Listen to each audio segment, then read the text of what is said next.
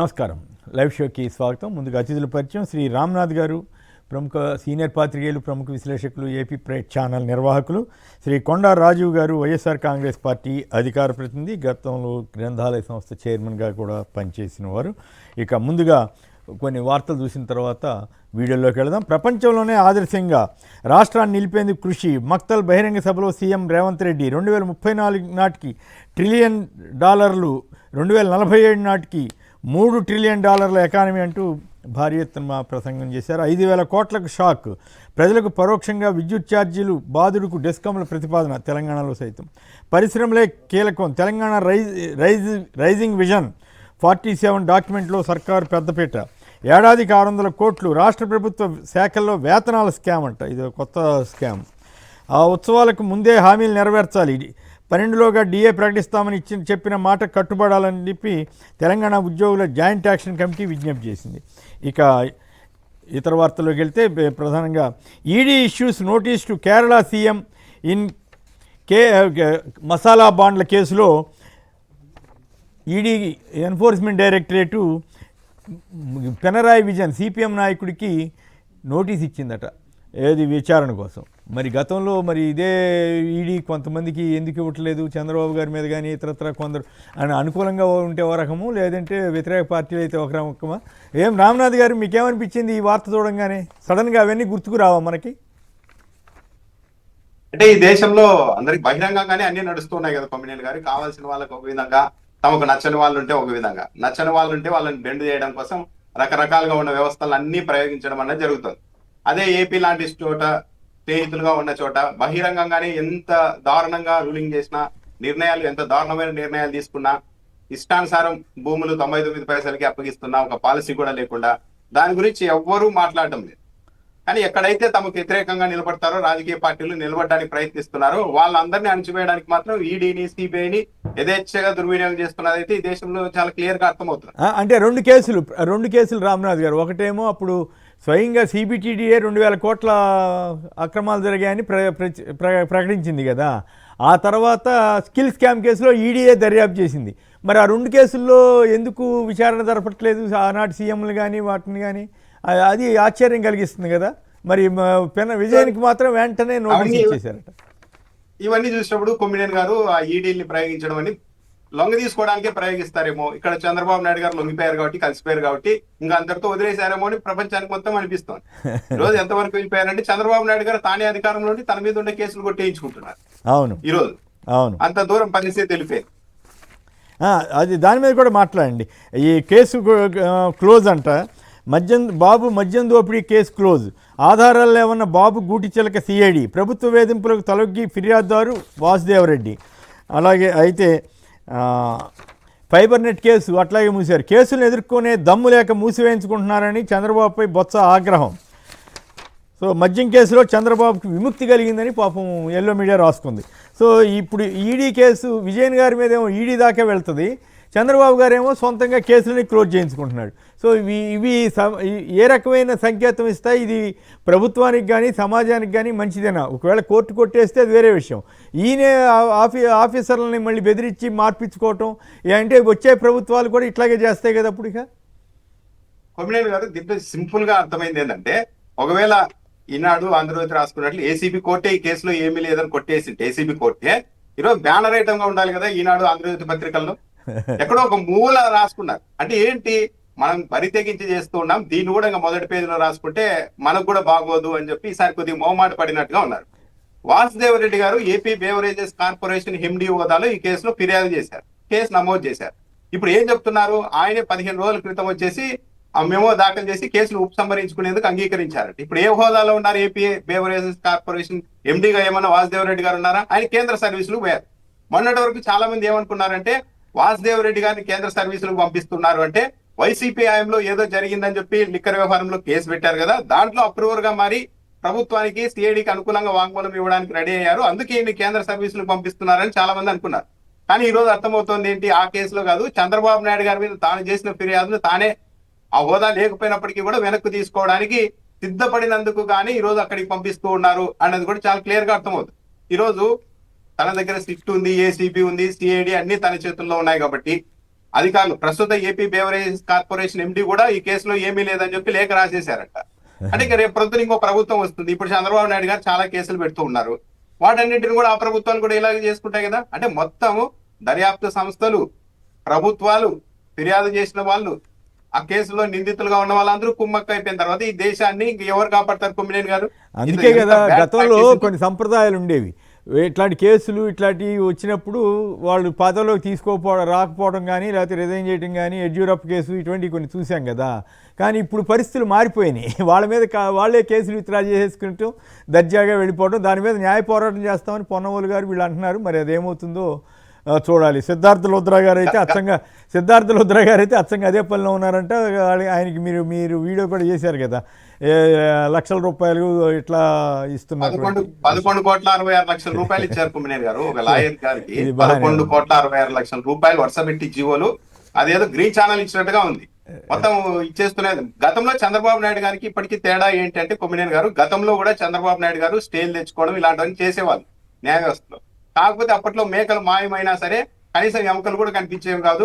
ఈసారి మెడలో ఎముకలు కూడా వేసుకునే మేము ఇది చేస్తున్నాం చూడండి అని చెప్పి బహిరంగంగా చంద్రబాబు నాయుడు గారు రాజకీయం చేస్తున్నారు అధికారంలో ఉండి. ఇదే దిగ్భ్రాంతి కలిగించే అంశం. వ్యవస్థల మీద, ప్రభుత్వాల మీద, నాయకుల మీద ప్రజల్లో నమ్మకం కోల్పోవడానికి అవకాశం ఇస్తాయి. కొట్టు వేయించుకోవడానికి ఇంకో మార్గాలు ఉంటాయి. కానీ ఇంత బహిరంగంగా ఫిర్యాదు చేసిన వ్యక్తి వచ్చి ఈ రోజు సాధారణంగా అయితే కోర్టులు కూడా అడగాలి. ఆ రోజు నువ్వే చిన్నపిల్లాడు కాదు, ఆ రోజు పెద్ద నేరం చేశారు చంద్రబాబు నాయుడు గారు అని ఫిర్యాదు చేశారు కదా. మరి ఈ రోజు నువ్వు ఎట్లా తీసుకుంటున్నావు, వెనక్కు ఏం ప్రలోభ పెట్టారు, ఏం ఒత్తిడి ఉందని చెప్పాలి అని అడగాలి.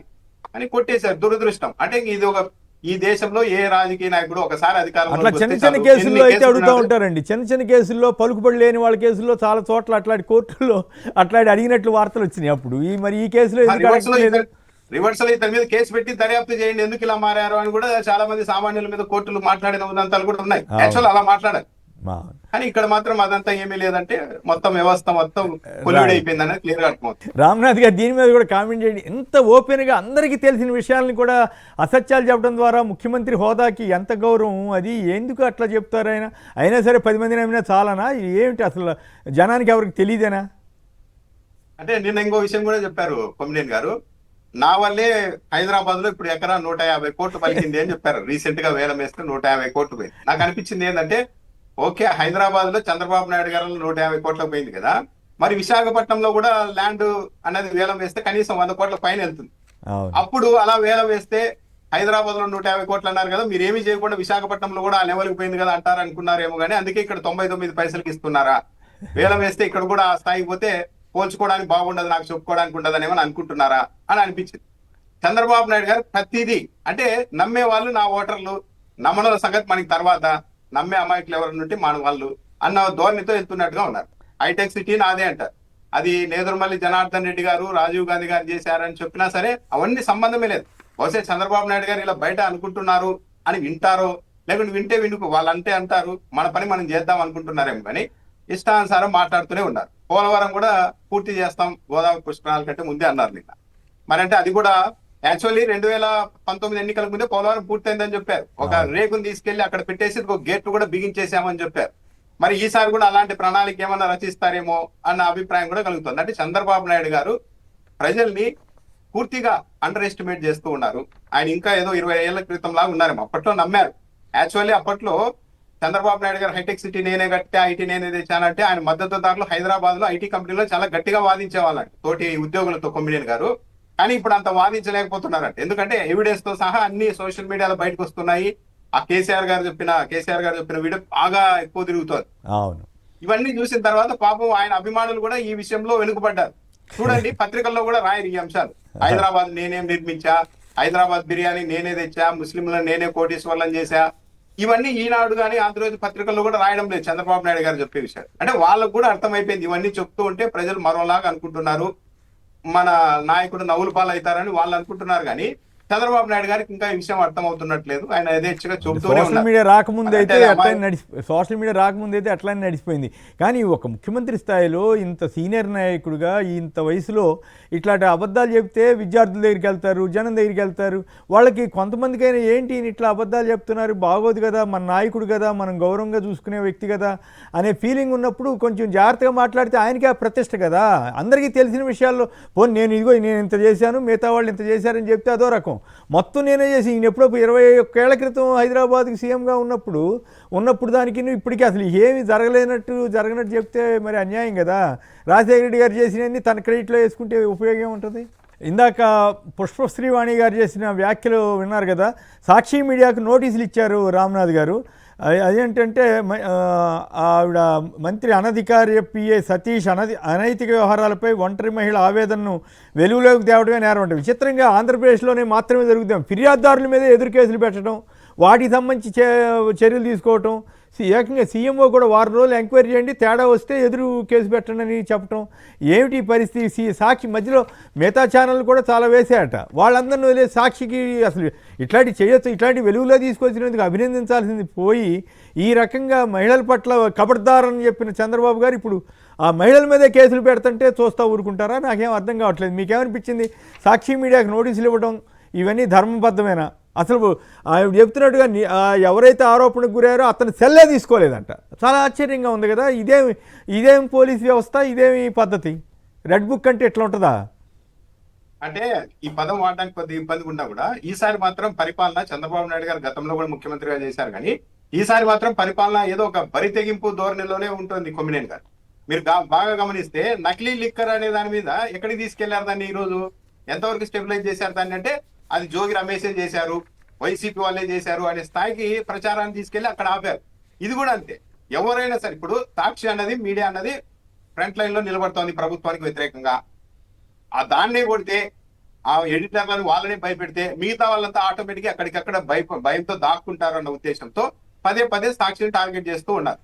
అంటే ఎంత బరి తెగింపు కాకపోతే ఒక మహిళ నాకు అన్యాయం జరిగింది ఇలా అని వస్తే యాక్చువల్లీ దాన్ని సీరియస్ గా తీసుకోవడం మానేసి దాన్ని రాశారని దాన్ని బయట పెట్టారని వీళ్ళ మీద చర్యలు తీసుకుంటాం, అది కూడా 10 రోజుల్లో తేల్చేస్తాం అని ప్రభుత్వం మంత్రులు వార్నింగ్ ఇచ్చే స్థాయికి వెళ్ళి అందుకు పోలీసులు కూడా వంత పాడుతూ వెళ్తే ఎక్కడికి వెళ్తోంది ఈ రాష్ట్రంలో పరిపాలన? మొన్న చూసాం మనం కొమ్మినేని గారు హిందూపురంలో ఒక ఎక్సైజ్ సిఐ డైరెక్ట్ గా వైసీపీ నాయకుడు ఫోన్ చేసి నీ మీద కేసు పెడుతున్నాం, ఏమీ అనుకోవద్దు, నన్ను ఏమి అనుకోవద్దు, కావాలంటే నీకు చేతులు పట్టుకుంటారు అని రిక్వెస్ట్ చేసుకునే పరిస్థితి వచ్చిన తర్వాత ఇంకెక్కడుంది న్యాయం ధర్మం అన్నది ఇక్కడ?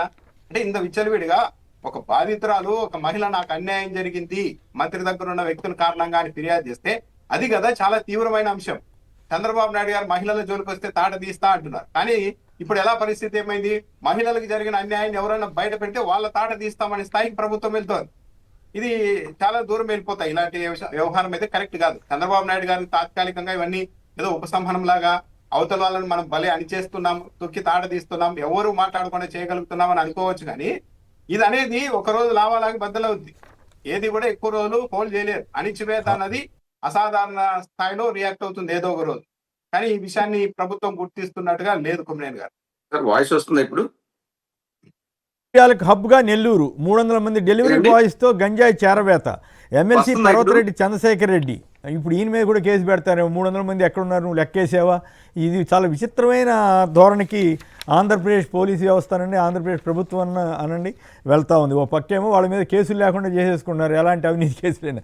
రెండో పక్కేమో ఎవరైనా ఫిర్యాదు చేస్తే వాళ్ళ మీద ఎదురు కేసులు పెట్టే పరిస్థితి. మళ్ళీ పైకేమో కబడ్దార్ అంటాం. ఎందుకు? తెలుగుదేశం ఆవిడ ఎవరు మన రైల్వే కోడూరు ఆవిడ 7 కోట్లు నా దగ్గర తీసుకున్నారా పలానా ఆయనంటే ఆ చర్యలు వేస్తారు కదా, పైగా ఆవిడ మీద ఎదురు కేసులు పెట్టే పరిస్థితికి వెళ్తున్నారు. ఆ ఎమ్మెల్సీలకు చైర్మన్ కౌన్సిలింగ్. వెంటనే రాజీనామా ఉపసంహరించుకున్న జాకియా ఖానం. రాజీనామా చేసిన 6 సభ్యులతో మోషన్ రాజు ముఖాముఖి పోటీలు. ఇది కూడా తప్పేనా? చైర్మన్కి ఆ హక్కు ఉండదండి వాళ్ళతో మాట్లాడటం కానీ వాళ్ళని కన్విన్స్ చేయడానికి ప్రయత్నం చేయడం కానీ. దీని మీద కూడా ఏడుస్తున్నారేంటి వీళ్ళు?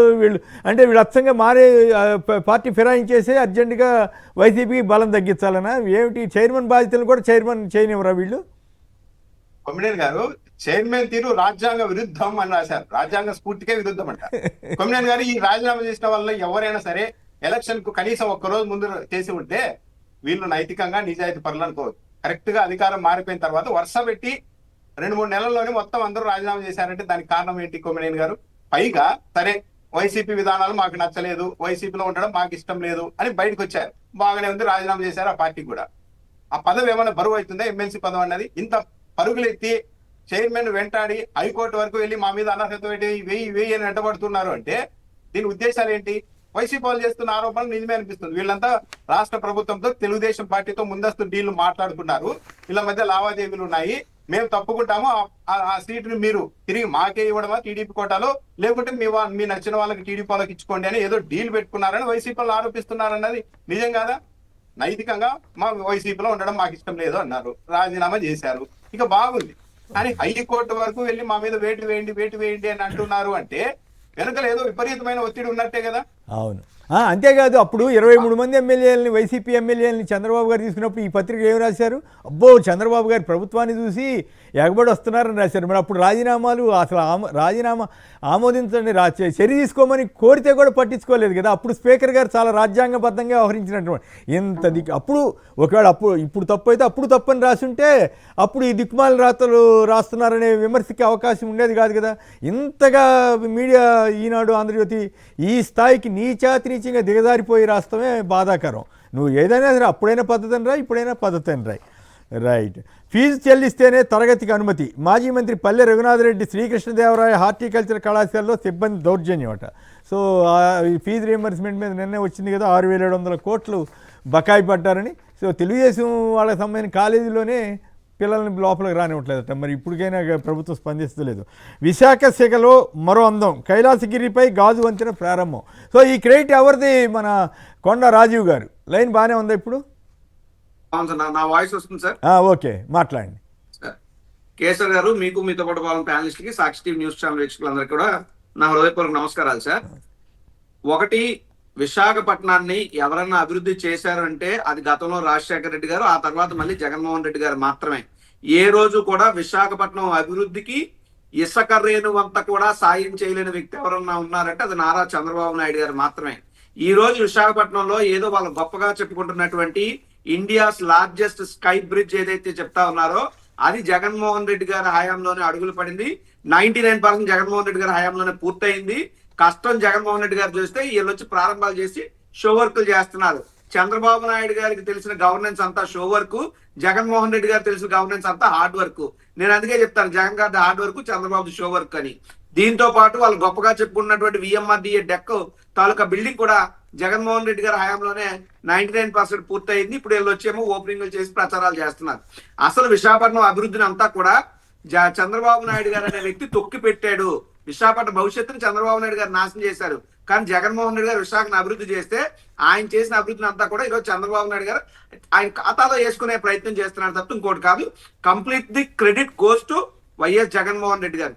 ఎందుకు చెప్తున్నానంటే సార్, మాది విశాఖపట్నం కాబట్టి నాకు గ్రౌండ్ రియాలిటీ తెలుసు కాబట్టి చెప్తున్నా. ఎప్పుడో రాజశేఖర రెడ్డి గారు విశాఖపట్నానికి లోకల్ బాడీ ఎలక్షన్స్ 2006, 2007 ప్రాంతంలో పెడితే 2012కి బాడీ పూర్తయిపోతే 12 నుంచి మళ్ళీ జగన్మోహన్ రెడ్డి గారు అధికారంలోకి వచ్చిన 21 వరకు కూడా, అంటే 19 అధికారంలోకి వచ్చి 2 ఏళ్ళు కరోనా తర్వాత పెడితే అప్పటి వరకు ఈ లోకల్ బాడీ ఎలక్షన్ లేదు సార్. మెయిరే లేడు, కౌన్సిలర్ లేరు, ఓన్లీ స్పెషల్ ఆఫీసర్ పరిపాలన పెట్టి ఇష్టారాజ్యంగా చేశాడు చంద్రబాబు నాయుడు గారు. కానీ జగన్ గారు మాత్రమే 72 వార్డులు ఉన్న విశాఖపట్నాన్ని, అటు అనకాపల్లి, ఇటు భీముల్ని విశాఖపట్నంలో విలీనం చేసి సమస్యలు పరిష్కరించి 98 వార్డులతో మహావిశాఖ నగరంలో ఆయన వచ్చాక లోకల్ బాడీస్, ఆయన వచ్చాక విశాఖపట్నం విఎంఆర్డిఏకి చైర్మన్ పెట్టడం గానీ, ఆయన వచ్చాక అన్ని సంస్థలకి విశాఖపట్నంలో తీసుకురావడం గానీ, ఇన్ఫోసిస్ వచ్చిందన్నా, యోకోహోమా వచ్చిందన్నా, రహేసా గ్రూప్ తాలూకు ఎనార్మిట్ మాల్ వచ్చిందన్నా, ఎన్ఐడి ఫ్లైఓవర్ అన్నా, సిహారియర్ మ్యూజియం అన్నా, విఎంఆర్డిఏ డెక్ అన్నా, స్కై బ్రిడ్జ్ అన్నా, what not, each and everything belongs to the governance of YS Jaganmohan Reddy గారు. కానీ జగన్మోహన్ రెడ్డి గారు సింప్లిసిటీగా ఉండడం, చంద్రబాబు పబ్లిసిటీగా ఉండడం వల్ల మేము చేసిన కష్టం పక్కింటోడికి తెలీదు. చంద్రబాబు నాయుడు కష్టపడకపోయినా ప్రచారాలు ప్రపంచం అంతా చేసుకుంటున్నాడు. అది ఆల్ టాలెంట్, ఇది మా దురదృష్టం అని చెప్పుకోవాలి. ప్రచారాలు చేసుకున్నారు. విశాఖ భూముల్ని 99 పైసలకి కట్టబెట్టకుండా ఉంటే అదే మేలు చేసినట్లు అవుతుందేమో సార్. మీ విశాఖ భూములే కాదు, ఎంటైర్ విశాఖపట్నం ఇప్పుడు ఆంధ్ర యూనివర్సిటీ ఉన్నారు సార్. ఆంధ్ర యూనివర్సిటీలో విద్యార్థులు డిస్పెన్సరీలో ఆక్సిజన్ లేక చనిపోయినటువంటి దౌర్భాగ్య పరిస్థితులు ఉన్నాయి సార్ ఈరోజు వైజాగ్ లో. గతంలో జగన్మోహన్ రెడ్డి గారు రాష్ట్రం మొత్తం కరోనాతో ఆక్సిజన్ కొరత దేశం ఉంటే మన రాష్ట్రాన్ని కాపాడమే కాకుండా విశాఖ స్టీల్ ప్లాంట్ ఆక్సిజన్ ఉత్పత్తి చేసి ప్రపంచ దేశానికి ఊపిరిలోనింది విశాఖపట్నం, విశాఖ స్టీల్ ప్లాంట్. అటువంటి మహావిశాఖ నగరంలో ఈరోజు విద్యార్థులు ఆక్సిజన్ లేక చనిపోయారంటే నిన్న కాక మొన్న సార్ కేజీహెచ్ ఒక్క వ్యవస్థ కాదు, విశాఖపట్నం చేస్తున్నారు. రైట్. అయితే రామ్నాథ్ గారు, మీరు చదివారు కదా ఈనాడులో వచ్చిన వార్త చూస్తే, ఎప్పుడు స్టార్ట్ చేశారు, ఎప్పుడు పూర్తయింది, ఎవరు ఆధ్వర్యంలో ఏమి రాయకుండా చాలా జాగ్రత్త పడ్డారండి ఈనాడు వాళ్ళు. ఇంత ఘోరంగా అయిపోయారు పరిస్థితి. ఎవరు క్రెడిట్ వాళ్ళకి ఇవ్వండి. చంద్రబాబు టైంలో స్టార్ట్ అయితే ఆయన శంకుస్థాపన చేసి, అదే ఆయన శంకుస్థాపన చేసి ఉంటే రాసేవాళ్ళ కాదా? ఇంత ఘోరంగా ప్రమాణాలు పడిపోవాలంటారా? గాజు వంతెన అన్నదాన్ని జగన్ గారి హయాంలో వచ్చింది, వీళ్ళు పూర్తి చేశారని రాసుకున్నా అభ్యంతరం లేదు. కానీ అసలు జగన్ గారి ప్రస్తావన కానీ ఆ ప్రభుత్వ ప్రస్తావన కానీ తీసుకురాకుండా రాయటం ఏ మేరకు ప్రామాణికం అంటారు? అంటే జనరల్ గానే ఆలోచిస్తే చంద్రబాబు నాయుడు గారు తెలుగుదేశం పార్టీ వైఖరి బాగా గమనిస్తే కొమ్మినేని గారు, ఏదైనా ఒక ప్రభుత్వం వెళ్తూ ఏదైనా ఒక ప్రోగ్రామ్ ని మొదలు పెట్టి అంతా ప్లాన్ అంతా రెడీ చేసి శంకుస్థాపన చేసి వెళ్ళిపోయింది అనుకోండి. ఆ తర్వాత చంద్రబాబు నాయుడు గారు వచ్చి పూర్తి చేయకపోయినా సరే మళ్ళీ ఇంకో ప్రభుత్వం వచ్చి చేసినా సరే ఇక మొత్తం చంద్రబాబు నాయుడు గారే చేసింది అని చెప్తారు. ఒకవేళ చంద్రబాబు నాయుడు గారు ఏదైనా వెళ్తూ దిగిపోయే సమయంలో ఏదైనా ఒక ప్రోగ్రామ్ కి శంకుస్థాపన చేశారనుకోండి, ఆ తర్వాత వచ్చిన ప్రభుత్వం పూర్తి చేసింది అనుకోండి, అప్పుడు మళ్ళీ ఏం చెప్తారు, దీనికి మొత్తం మూలం చంద్రబాబు నాయుడు గారి అని ప్రచారం చేస్తారు. అంటే ఎట్లాగైనా సరే చంద్రబాబు నాయుడు ఖాతాలో వేయాలి. ఆయన హయాంలో పని పూర్తి కాలేదనుకోండి, కానీ మొదలు పెట్టింది మా చంద్రబాబు నాయుడే అంటారు. అదే ఇంకో ప్రభుత్వం మొదలు పెట్టింది అనుకోండి, చంద్రబాబు నాయుడు ప్రభుత్వంలో అన్ని ప్రభుత్వాలు మారిన తర్వాత ఆఖరిలో పూర్తయింది అనుకో, పూర్తి చేసింది మా చంద్రబాబు నాయుడు గారే అంటారు. ఇంత పబ్లిక్ గా క్రెడిట్ చోరీ అన్నది వీళ్ళకి సహజంగానే జరిగిపోతుంది, నడుస్తోంది. మీడియా ఉంది కాబట్టి రాసేసుకుంటూ ఉన్నారు. మరి ఇది పబ్లిక్ అయితే ఈ మధ్య బాగానే అర్థం అవుతున్నాయి కొమ్మినేని గారు. ఇవన్నీ కాస్త ఎప్పుడైనా గమనించండి, తొలి 2-3 రోజుల పాటు తెలుగుదేశం పార్టీ ప్రచారం పీక్ లో ఉంటుంది, వాళ్ళది అప్పర్ హ్యాండ్ గా ఉంటుంది. 4వ రోజు నుండి ఒక్కసారిగా తెలుగుదేశం పార్టీ ప్రచారం అంతా డౌన్ అయిపోతుంది. ఎందుకంటే వాళ్ళకి మీడియా లార్జ్ స్కేల్ లో ఉంది కాబట్టి తొలి 2-3 రోజులు విపరీతంగా వెళ్తుంది వాళ్ళ ప్రచారం. కానీ మెల్లగా నిజం అన్నది బయలుదేరి బయటికి రావడం మొదలు పెట్టిన తర్వాత ఆటోమేటిక్ గా తెలుగుదేశం పార్టీ లైన్ అన్నది పడిపోతుంది. ప్రతి అంశంలోనూ గమనించండి, ఆఖరిలో తెలుగుదేశం పార్టీ సైలెంట్ అయిపోతూ ఉంటుంది. ఇవే అంతే, ప్రతిదీ ప్రచారం చేసుకుంటున్నారు కానీ పబ్లిక్ అయితే అన్ని అర్థమవుతూనే ఉన్నాయి. ఇప్పుడు రైతు భరోసా కేంద్రాలని రైతు సేవా కేంద్రాలుగా మార్చారు. కానీ పల్లెల్లోకి వెళ్ళండి, ఇప్పటికీ కూడా రైతు భరోసా కేంద్రాలే అంటారు. రైతు సేవా కేంద్రం అంటే అది ఎక్కడ ఉంది అంటారు.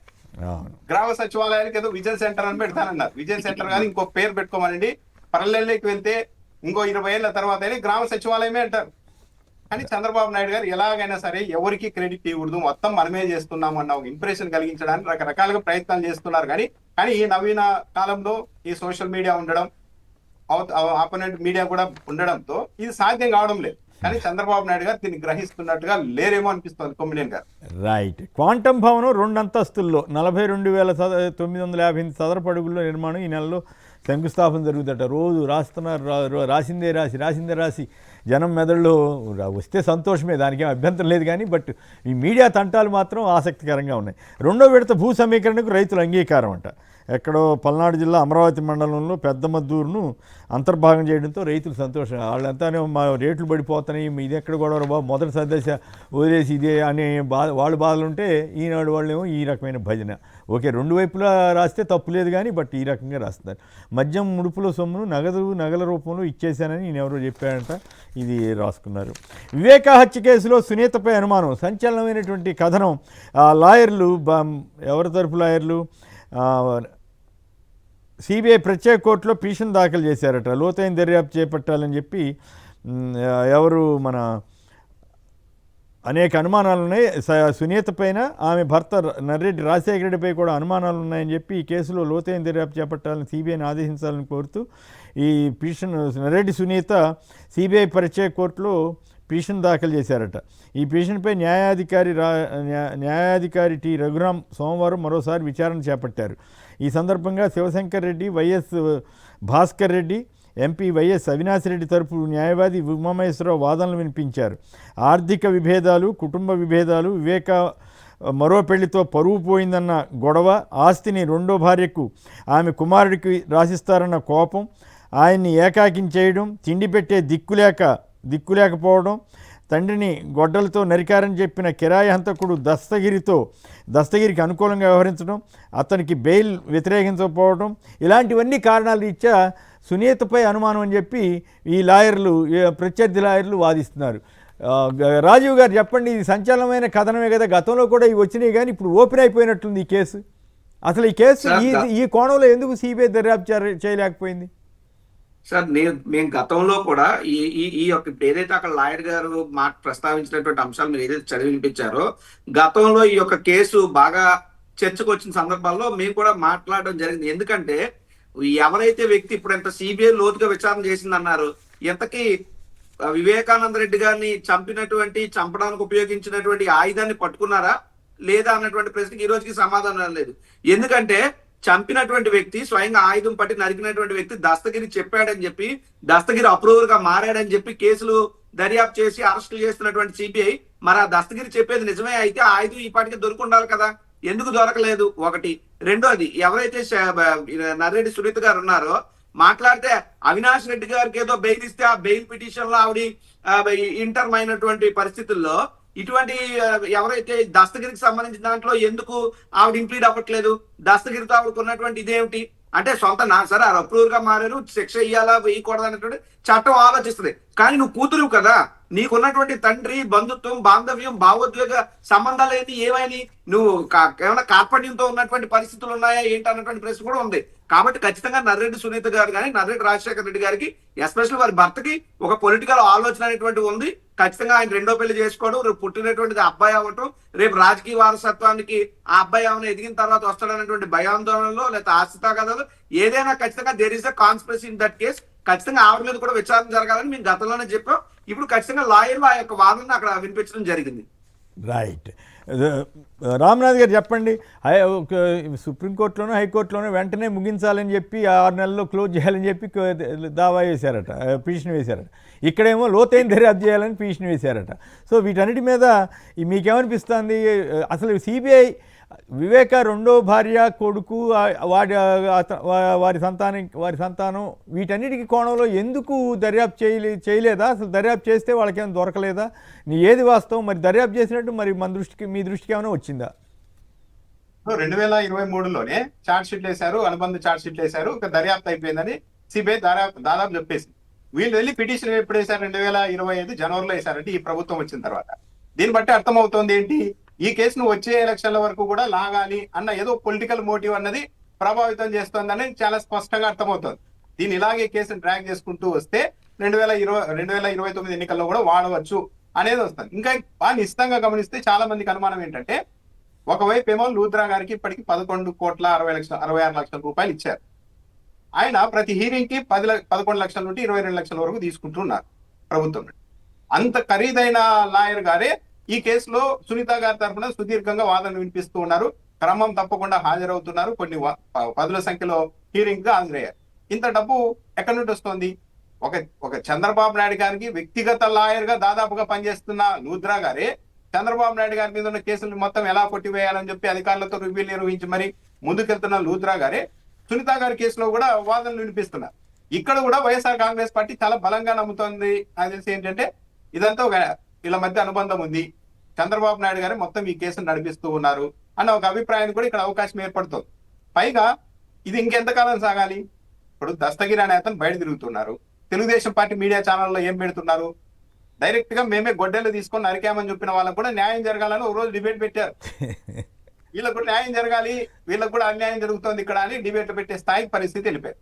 ఇదంతా కేసు మూలం ఎక్కడ? కొమ్మినేని గారు. ఇప్పుడు ఫస్ట్ వివేకానంద రెడ్డి గారు రక్తపు మడుగులో పడి ఉండడానికి చూసింది కృష్ణారెడ్డి గారు. ఆయన ఫస్ట్ ఎవరికి ఫోన్ చేశారు? సునీత గారి భర్త రాజశేఖర రెడ్డి గారికి ఫోన్ చేశారు. సార్ ఇలా పడి ఉన్నారు అని చెప్పడమే కాకుండా ఇక్కడ ఒక లేఖ ఉంది అని చెప్పారు. లేఖ ఉంది, డ్రైవర్ ప్రసాద్ అనే వ్యక్తి నన్ను కొట్టి చంపారు, వదిలిపెట్టద్దని రాశారు అని చెప్పినప్పుడు అక్కడే ఎవరికైనా కూడా అర్థమైపోతుంది కదా ఇది మర్డర్ అనేది. మర్డర్ అని రాజశేఖర రెడ్డి గారికి అర్థమైన వెంటనే పోలీసుల్ని అప్రమత్తం చేయాల్సింది. ఇలా లేఖ కూడా ఉంది కాబట్టి ఆ స్పాట్కి ఎవరిని పోనీద్దండి అని రక్షించడం, అక్కడ ఎవరికి పోతుందని చెప్పాలి. కానీ అలా చెప్పకుండా ఇదేదో సహజంగానే నిజంగా గుండెపోటేమో అనుకొని చాలా మంది అంతా లోపలికి వెళ్ళిపోవడం, రకరకాలుగా జరిపోవడం, అక్కడ కొద్దిగా ఎవిడెన్స్ అన్నవి ఎంత ఇది రక్త మడుగులు అన్నవి అవి అయిపోవడం అన్ని జరిగాయి. దీనికి స్కోప్ ఇచ్చింది ఎవరు? రాజశేఖర రెడ్డి గారు. అంటే పోయి మొత్తం వాళ్ళు చేసే పని అంతా చేయనియండి, అప్పుడు వాళ్ళ మీదకి ఏమైనా నెట్టేద్దామని ప్లాన్ చేశారా? సింపుల్, ఎవరైనా సరే ఒక స్పాట్ లో ఒక శవం దగ్గర లెటర్ దొరికింది అనగానే పోలీసులకు అప్రమత్తం చేసి ఇదిగో ఇలా లేఖ దొరికింది అని చెప్పాలి. పోలీసులకు ఇవ్వలేదు, బానే. ఇంకోటి ఏంటో ఆ సమయంలో కూడా డ్రైవర్ ప్రసాద్ మీద దాడి చేసే అవకాశం ఉంటుంది కాబట్టి ఆ లేఖను బయటకు పెట్టద్దు అని చెప్పి రాజశేఖర రెడ్డి గారే అన్నారని కృష్ణారెడ్డి గారు చెప్తున్నారు. ఎందుకు అలా ఆలోచించారు? ఆ సమయంలో తన సొంత మామ హత్యకు గురైతే దాని గురించి కాకుండా ఇంకో వ్యక్తి గురించి ఎందుకు ఆలోచించారు? పైగా సరే వచ్చిన తర్వాత వెంటనే ఆ లేఖను పోలీసులకు ఇచ్చారంటే సాయంత్రం పోలీసులకు ఇచ్చారు. ఎందుకు ఇచ్చారు అంటే అప్పటి వరకు ఇంకా ఇతరులు అవన్నీ ఒక కోణం అంటే రెండో భార్య కోణంలో సిబిఐ దర్యాప్తు చేసిందా? సెలెక్టివ్ గానే ఇది మొత్తం ఎక్కడ వీళ్ళు ఎన్ని ఆరోపణలు ఎన్ని చెప్తున్నాగో ఇలా జరిగింది చూడండి, లేక ఆయనకు ప్రొద్దున్నే దొరికింది వాళ్ళకే తెలుసు ఫస్ట్ విషయం అంతా చెప్తున్నా ఎక్కడ కూడా పోవడం లేదు. సెలెక్టివ్ గానే దీన్ని దర్యాప్తు చేస్తున్నారు. మొత్తం ఎక్కడికి తీసుకెళ్లాలి, వైసీపీ వాళ్ళ మీదకే తీసుకెళ్లాలి అన్న కోణంలోనే దర్యాప్తు చేస్తున్నారు. చివరకు సిబిఐ కూడా ఇంకా ఎవిడెన్స్ లేవు కాబట్టి ఇక్కడ ఆపేసింది. కానీ లేదు, ఇంకా దీన్ని ట్రాక్ చేయాలి, ఇంకా పైకి తీసుకెళ్లాలి. అంటే కోర్టులో ఇది సంచలన వాదన కదా, ఈ తరహా వాదన కోర్టు దాకా వచ్చిందంటే అది చాలా సంచలనం కదా. ఇప్పుడు ఇనిషియల్ స్టేజ్ లోనే వాళ్ళదే అంత తప్పులన్నీ అక్కడే ఉన్నాయి. కొమ్మినేని గారు, రాజశేఖర రెడ్డి గారు ఒక్కరు కరెక్ట్ గా అక్కడ వ్యవహరించి ఉంటే సునీత భర్త గారు ఈ కేసు ఇంకోలా ఉండేది. కానీ అవతల వాళ్ళని ఇరికించడానికి, కొంతమంది మీద ఇరికించడానికి అవసరమైన ఏర్పాట్లు అన్ని ఆటోమేటిక్ గా తెలియకుండానే జరిగిపోయిన తర్వాత ఈ వ్యవహారాన్ని ఇటు తిప్పారనేది చాలా స్పష్టంగా అర్థమవుతుంది. ఒకటే 2000 మొన్నటి ఎన్నికల్లో ఈ అంశాన్ని బాగా వాడాం, మనం సక్సెస్ అయ్యాం.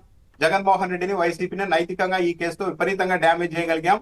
ఆ స్థాయిలో కాకపోయినా సరే కనీస స్థాయిలో అయినా వచ్చే ఎన్నికల్లో కూడా దీన్ని వాడాలి అని ఒక పేలిపోయిన టపాస్ లాంటి ఎపిసోడ్ ని మళ్ళీ ఇంకోసారి పేల్చడానికి చంద్రబాబు నాయుడు గారు కూడా ప్రయత్నిస్తున్నారేమో అన్న ఇది వైసీపీలో చాలా బలంగా ఉంది. ఈ పరిణామాలను చూస్తుంటే అటువైపు వెళ్తుందేమో అనిపిస్తుంది. లూద్రా గారు ఇటువైపు ప్రభుత్వం తరఫున వాదిస్తున్నారు, అటువైపు సునీత గారి తరఫున వాదిస్తూ ఉన్నారు. ఈ ప్రభుత్వం వచ్చిన తర్వాత ఇంకా దర్యాప్తును కంటిన్యూ చేయాలని చెప్తూ ఉన్నారంటే ఇదంతా ఒక మోటివ్ ఉంది వెనకాల అన్న అభిప్రాయానికి అయితే అవకాశం ఏర్పడుతుంది. ఒక్కటి ఏంటంటే వైసీపీ వాళ్ళ నుంచి జరిగిన తప్పు, ఎప్పుడైతే వీళ్ళు ఈ ప్రచారం మొదలు పెట్టారో తొలి రోజు నుండి వీళ్ళు కూడా అది కాదు ఇది అని చెప్పాల్సింది. కానీ వీళ్ళు ఎందుకో కానీ కొద్దిగా పట్టించుకోలేదా, ఎందుకులే అనవసరంగా ఫ్యామిలీ మ్యాటర్ కదా అన్నట్టు దాన్ని అవతల వాళ్ళు అలసగా తీసుకొని ప్రజల్లో ఒక ఇంప్రెషన్ ని కలిగించడానికి మాత్రం కొద్ది వరకు సక్సెస్ అయ్యారు. వంగవీటి మోహన్ రాగా గారిని అనుకున్నారు, చిరంజీవి గారిని అనుకున్నారు, దాసరి నారాయణరావు గారు, లేదంటే పవన్ కళ్యాణ్ గారు కూడా ముఖ్యమంత్రి కావాలని కోరుకున్నారు. అందులో నేనేం కాదంటలా, అవుతానని కూడా చెప్పాడు కదా పవన్ కళ్యాణ్ గారు, అవుతానని కూడా చెప్పాడు కదా, మీరు మద్దతు ఇవ్వండి. అవుతానని చెప్పాడు. కాపులందరూ కుల భావన తెచ్చుకొని పనిచేయాలన్నాడు. కులం అంతా తన వెనకాతలే రావాలని అడిగాడు. అయితే ఆయన అడిగినప్పుడు కులం అంతా కూడా, కులం అందరూ కాకపోయినా కులంలో కొంత భాగం, సామాజిక వర్గంలో కొంత భాగం కాపులేమో పవన్ కళ్యాణ్ రాజ్యాలు ఏలాలనుకున్నారు. కానీ పవన్ కళ్యాణ్ ఏమో చంద్రబాబు రాజ్యానికి రాళ్లు ఎత్తుతున్నాడు. కాబట్టి కాపులు ఒకంత బాధలోనే ఉన్నారు. ఏంటి మన పరిస్థితి ఇలాగైపోయింది, మనం విశ్వసించినటువంటి నాయకుడు ఎలా తయారయ్యాడు ఏంటని. అది పక్కన పెడితే నిన్న పివి సునీల్ కుమార్ గారు మాట్లాడారు అన్నారు. నేను అడుగుతున్నాను సార్, కాపులు ముఖ్యమంత్రి అవ్వాలని అనుకోవటం అంత తప్ప, అంత పాపమా, అంత నేరమా? ఈ ప్రభుత్వానికి, ఎస్పెషల్లీ చంద్రబాబు నాయుడు గారికి, లేదా రామోజీరావు గారికి, లేదా ఈనాడు, ఆంధ్రజ్యోతో, లేదంటే తాలూకా పచ్చ మీడియాకి కాపులు ముఖ్యమంత్రి అవుతారా లేదని పక్కన పెడితే అవ్వాలని ఆశపడటం కూడా మా తప్పేనా? అంటే కాపుల మీద మీకు ఎందుకు అంత వివక్ష? కాపుల మీద మీకు ఎందుకు అంత కోపం? కాపుల మీద మీకు ఎందుకు అంత ద్వేషం? ఒక దళిత నాయకుడు, ఉదాహరణకు ఆయన ఐపీఎస్ గా చూడటమే కాదు, ఆయనకంటూ ఒక ఆర్గనైజేషన్ ఉంది. ఆయన చాలా సేవా కార్యక్రమాలు చేస్తాడు. చాలా మంది యువతకి ఒక చదువుకుని నిమ్న వర్గాల్లో పుట్టి చదువుకుని అంత స్థాయికి వెళ్ళొచ్చు అనేటువంటి అంశంలో పివి సునీల్ కుమార్ అనేటువంటి వ్యక్తి ఎంతో మందికి ఇన్స్పిరేషన్. అటువంటి వ్యక్తి అంబేద్కర్ గారి విగ్రహావిష్కరణకి ఓ ప్రైవేట్ కార్యక్రమానికి వచ్చి అందులో దళితులు, ఇప్పుడు అన్ని కులాలు, అన్ని సామాజిక వర్గాలు కలిసిమెలిసి పనిచేసి పైకి ఎదగాలని చెప్పడం రాజ్యాంగ విరుద్ధమా? నేను అడుగుతున్నా, దళితుల మీద ఎంత వివక్ష ఎందుకు? ఇదే మాటలు ఇదే రాతలు మీ నిమ్మగడ్డ రమేష్ మీద రాసే దమ్ము ధైర్యం ఈనాడుకు ఉందా సార్? నిమ్మగడ్డ రమేష్ ఏం చేశాడో మన అందరికీ తెలీదా? నిమ్మగడ్డ రమేష్ ఎన్ని రాజకీయ వ్యాఖ్యలు చేశాడు? ఆ రోజు మరి సర్వీస్ లో ఉండే కదా చేసినటువంటి మాటలు, మరి ఆ రోజు ఎందుకు మాట్లాడలేదు? నిమ్మగడ్డ రమేష్ మాట్లాడితే కమ్మగా ఉంటుందా ఈనాడుకో తెలుగుదేశం ప్రభుత్వానికో? లేదా ఏబి వెంకటేశ్వర్లు ఆయన ఏం మాట్లాడాడు? ఎన్ని మాటలు మాట్లాడాడు? ఆయనకు వర్తించవా ఈ సర్వీస్ రూల్స్? ఆయన మీద రాయరా ఇలాంటి వార్తలు? అంటే పివి సునీల్ కుమార్ ఒక దళితుడు కాబట్టి ఇంత దారుణంగా మీరు వార్తలు రాస్తారా? నేను అడుగుతున్నా. ఏమండి, అప్పట్లో 2019, 14, 19 మధ్యలో ఒక డీజీపీ అయ్యుండి జగన్మోహన్ రెడ్డి గారి మీద ఎయిర్పోర్ట్ లో దాడి జరిగితే అక్కడ సంఘటనలో ఉన్న ఎన్ఐఏ విచారణ ఒక సాక్షి నేను, మేమే ఇంకా బయటికి రాకముందే డీజీపీ స్టేట్మెంట్, ఎవడో ఆకతాయి పబ్లిసిటీ కోసం చేయించుకున్నారు, ఇలాంటి మాటలు అవి సర్వీస్ రూల్స్ కి విరుద్ధం కాదా? వాళ్ళ మీద రాసేటటువంటి దమ్ము ధైర్యం లేదా? నిన్న కాక మొన్న ఆ డిఐజీ గారు ఒక ఆయన పత్యాపారం చేస్తారు. ఏంటి పత్యాపారం? పత్యాపారం అనేటువంటిది సర్వీస్ రూల్స్ లో ఉందా? పత్యాపారం అనేటువంటిది పార్లమెంటరీ భాష. పివి సునీల్ కుమార్ గారు మాట్లాడినేమో రాజ్యాంగ విరుద్ధమా, సర్వీస్ రూల్స్ కు విరుద్ధమా? ఈ రోజు రాసినటువంటి వార్త పివి సునీల్ కుమార్ గారి మీద కాదు, అది కాపు జాతి మీద, దళిత జాతి మీద చేస్తున్నటువంటి దాడిగా నేనైతే చెప్తున్నా. ఎందుకంటే మాకు బాధ కలుగుతుంది. అవుతామా పక్కన పెట్టండి, మాట్లాడుకోలేమా? ఆ స్వేచ్ఛ లేదా? ఈ రోజు నేను పవన్ కళ్యాణ్ అడుగుతున్నా, ఆయన స్పందించాలి. ఈ రోజు Pawan Kalyan being deputy chief minister కాదు, కాపు జాతి బిడ్డగా చెప్పుకునే పవన్ కళ్యాణ్ ఖచ్చితంగా స్పందించాలి. ఎందుకంటే సార్ కాపు నాడు అనేటువంటిది ఎంత మీ పెద్ద పేరు కోరిక మీ అందరికీ తెలుసు. మీ కోరిక అత్యాశ అవుతుంది రాజీవ్. పార్టీ వాళ్ళ మీదే దాడులు జరుగుతుంటే కూడా నోరు విప్పని పవన్ కళ్యాణ్ గారు దీని మీద ఎందుకు మాట్లాడతారు? మాట్లాడు సార్, అది మా దురదృష్టం సార్. మీకు ఒక మాట చెప్తాను సార్. Right. స్వర్గీయ మిర్యాల వెంకట్రావు గారని, తెలుసు. అంటే కాపునాడ అనగా వంగవీటి మోహన్ రంగా గారు, మిర్యాల వెంకట్రావు గారు, ముద్రగడ పద్మనాభం గారు, మా జాతి నాయకులు వీళ్ళంతా. అయితే మిర్యాల వెంకట్రావు గారితో నాకు అత్యంత సాన్నిధ్యమైన సంబంధం ఉండేది. తాతయ్య అని పిలిచేవాడిని. ఆయన అనేవాడు, ఊరే మనడా ఎప్పుడైనా కాపుని ముఖ్యమంత్రి కుర్చీలో కూర్చున్నట్టే చూసి నేను చచ్చిపోవాలి, అప్పుడు దాకా బతుకుంటానని అడిగాడు. అంటే అంత ఒక మనసు లోతులకు తీసుకునేటువంటి అంశం ఇది. సో మేము అవుతామా లేవా 10 ఏళ్ళకా 25 ఏళ్ళకా 30 ఏళ్ళకి 50 ఏళ్ళకా, that is different aspect. But నోరిప్పి మాట్లాడి కాపులు దళితులు కలిసి ఉండండి అని చెప్పారు. అక్కడ పదవులు చూడొద్దు మీరు. కాపులు దళితులు ఐకమత్యంగా ఉండండి. వార్తగా ఇస్తే పర్వాలా, వార్తగా ఇస్తే పర్వాలా, దానికి వ్యతిరేకమైనటువంటి వ్యాఖ్యలు చేస్తూ ఏదో అంతమొందించడానికి ప్రయత్నం చేశారని దుర్మార్గంగా రాయటం, వివాదాస్పద వ్యాఖ్యలని చెప్పి వీళ్ళే చెప్పడం. చిన్న సబ్మిషన్. Right. అది వార్త ఎలా రాయాలి? పివి సునీల్ కుమార్ ఐపీఎస్ స్థాయిలో ఉన్న వ్యక్తి ఇలా మాట్లాడారు, అది వార్త. కానీ ఇలా వండించే వీళ్ళు చెప్పేటటువంటి విషపు వార్త ఏంటి? ఆయన మీద అలా కేసు ఉంది, ఆయన మీద ఈ కేసు సస్పెండ్ అయ్యేది ఏంటి? అది అదే వార్తలు మిగతా వాళ్ళు. ఇప్పుడు చంద్రబాబు నాయుడు గారు ఉన్నారండి. చంద్రబాబు నాయుడు గారి మీద కూడా వార్త వచ్చినప్పుడు స్కిల్ స్కామ్ నేరస్తుడు, 50 రోజులు జైల్లో ఉన్న వ్యక్తి, లేదా ఈ జబ్బులు ఉన్నాయని చెప్పి బెయిల్ తెచ్చుకుని బయట తిరుగుతున్నటువంటి ఇప్పుడు ముఖ్యమంత్రి ఉన్న చంద్రబాబు రాయగలరా? అదే ఎందుకు అంత వివక్ష అని అడుగుతున్నాను. దళిత జాతి మీద, కాపు జాతి మీద వివక్ష దాడితో, ఒక ద్వేషంతో రాసినటువంటి వార్త. దయచేసి నేను అభ్యర్థిస్తా ఉన్నా, కాపులు కానీ దళితులు కానీ తెలుగుదేశం పార్టీ తాలూకా పత్రిక ఏదైతే ఈనాడు ఉందో దాన్ని బహిష్కరించండి. ఎక్కడికక్కడ దాన్ని చదివద్దు, దాన్ని చింపు అవతల పారేయండి. రైట్. రామ్నాథ్ గారు, నిజంగానే ఎందుకు ఇంత కంగారు పడాల్సిన అవసరం ఏముంది దీంట్లో? ఆయన అన్నంత మాత్రాన ఇంకేముంది? అది పొలిటికల్ కాంట్రవర్సీ. సస్పెన్షన్లో ఉన్న వ్యక్తే, ఆయనకి సస్పెన్షన్లో ఉన్నా కూడా స్వేచ్ఛ లేదంట ఆయనకి. ఇప్పుడు కొమ్మినేని గారు, ఇది టార్గెట్ అయితే పివి సునీల్ కుమార్ గారు కాదు. సునీల్ కుమార్ మీద వీళ్ళందరికీ వ్యతిరేకత ఉండొచ్చు కానీ ఆయన మీద, కానీ ఇక్కడ మాత్రం వాళ్ళు స్పందించిన తీరు చూస్తుంటే తెలుగుదేశం పార్టీ ఆత్మ ఏమనుకుంటోంది అన్నది ఈనాడు, ఆంధ్రజ్యోతి ఈరోజు అంత ప్రయారిటీతో ఆ అంశాన్ని రాయడంతోనే తెలిసిపోయింది. పైగా వార్తగా రాయకుండా ఈయన వివాదాస్పద వ్యాఖ్యలు చేశారు. ఈ సర్వీస్ రూల్స్ కి విరుద్ధమని రిటైర్ అయిన ఐఏఎస్ అధికారులంతా చెబుతున్నారు. మరి ఆ అధికారులంతా ఇదే చంద్రబాబు నాయుడు గాని వేదిక మీదే ఎంతో మంది ఐఏఎస్లు ఐపీఎస్లు ఆయనకు అనుకూలమైన వాళ్ళు, చంద్రబాబు నాయుడు గారు గొప్ప నాయకుడు, ఈయనే సుదీర్ఘంగా ముఖ్యమంత్రిగా కొనసాగాలని ఎన్నోసార్లు మాట్లాడారు. స్వయంగా జడ్జిలు తెలుగుదేశం పార్టీ వల్లే మేము ఈ స్థాయిలో ఉన్నామని స్వయంగా హైకోర్టు జడ్జిలు మాట్లాడిన ఉదంతాలు కూడా ఉన్నాయి. పివి సునీల్ కుమార్ అనే వ్యక్తి ఎక్కడ కూడా కాపులు దళితులు కలిసి కొట్లాడుకోండి, గొడవలు పెట్టుకోండి, ఆధిపత్యానికి దిగండి అని చెప్పలేదు. కలిసి ఉండండి, రాజకీయంగా ఎదగండి అని అంబేద్కర్ గారు కూడా చెప్పారని ఆయనే చెప్పారు. ఈ విషయాన్ని సునీల్ కుమార్ గారే మాట్లాడండి. ఈ రిజర్వేషన్ల ద్వారా పైకి వచ్చిన వాళ్ళు మౌనంగా ఉండడం కాదు, మాట్లాడాలి. మిగిలిన మీతో పాటు ఉన్న సమాజాన్ని ముందుకు తీసుకురావడం ఎలా అన్న దానిపైన మీ ఆలోచనలు పంచుకోవాలి అని చెప్పారు. కానీ ఈనాడు, ఆంధ్రజ్యోతి పత్రికలే కాదు, తెలుగుదేశం పార్టీ సోషల్ మీడియా పెద్ద ఎత్తున రంగంలోనికి దిగి ఈ అంశం మీద ట్రోల్ చేస్తోంది. ఎందుకు ట్రోల్ చేస్తోంది అంటే టార్గెట్ సునీల్ కుమార్ కాదు.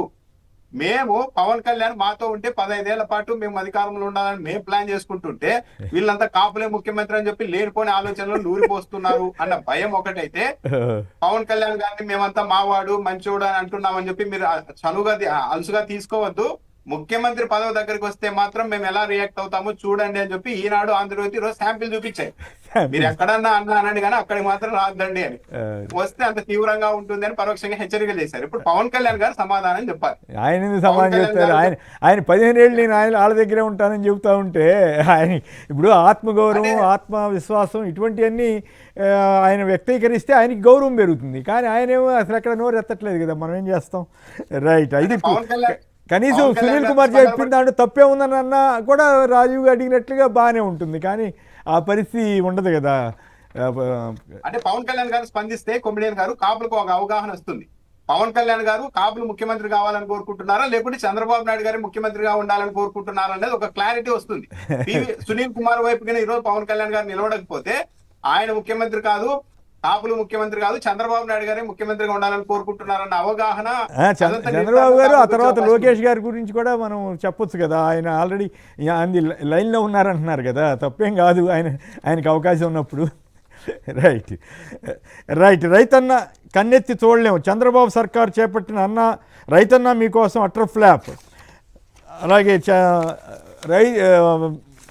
దేశవ్యాప్తంగా ఉన్న ప్రజలంతా కూడా అన్ని రాష్ట్రాల వాళ్ళు చూడాలి. ఆంధ్రప్రదేశ్లో పరిస్థితి ఎంత దయనీయంగా ఉంది. అరటిపండు ధర ఏ రకంగా కేవలం రూపాయికి పడే పరిస్థితి వచ్చిందని జగన్ గారు అంటున్నారు.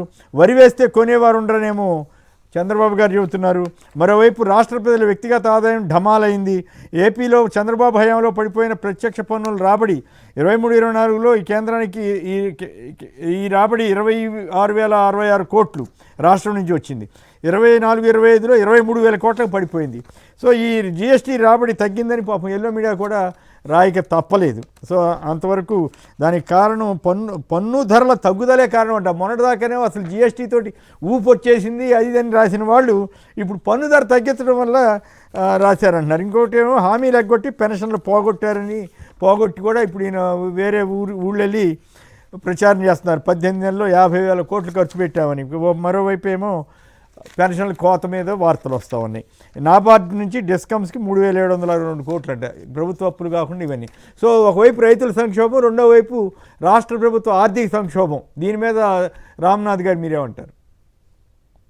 కొమ్మినేని గారు, వరి వేస్తే మీకు కొనే వాళ్ళు ఉండరు, గిట్టుబాటు ఉన్నదని చంద్రబాబు నాయుడు గారు చెప్తున్నారు. కానీ ఇది ఒక చిన్న సైజు డైవర్షన్ లాంటిది అనమాట. అసలు ఏ పంటకి ఈరోజు గిట్టుబాటు ఉందని, సరే వరి సంగతి వదిలిపెడితే ఏ పంటకు లేదు.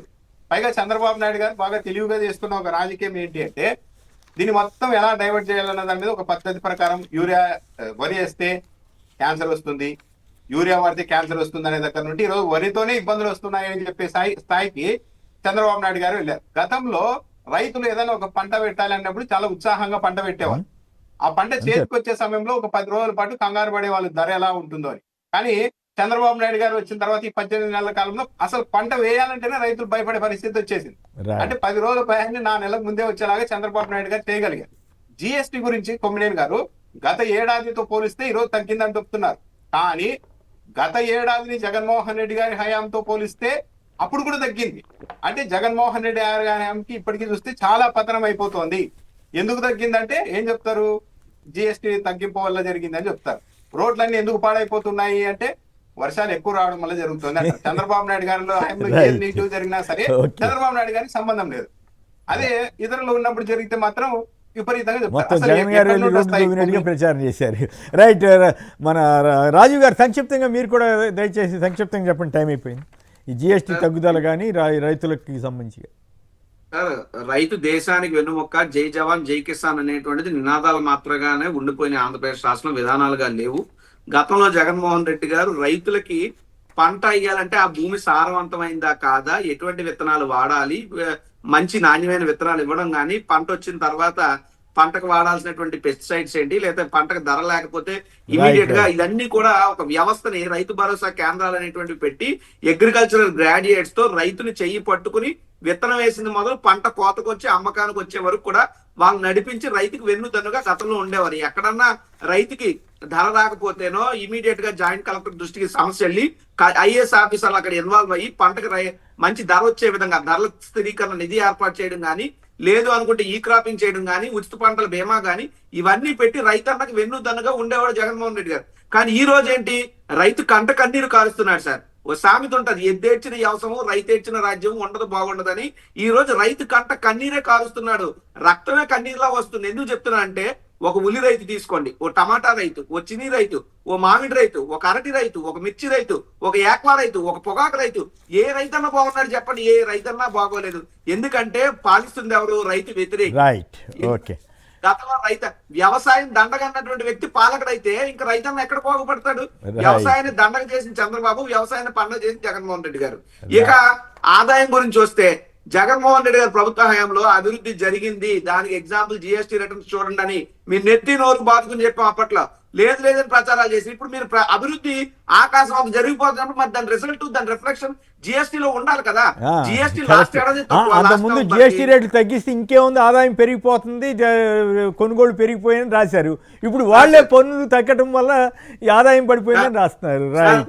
మీకు ఒక మాట చెప్తాను సార్, అనుకుంటే చంద్రబాబు నాయుడు గారు ఎవరినైనా పొలిటికల్ హిప్నటైజ్ చేయగలడు. ఆయన పొలిటికల్ గా హిప్నటైజ్ చేయగలడు.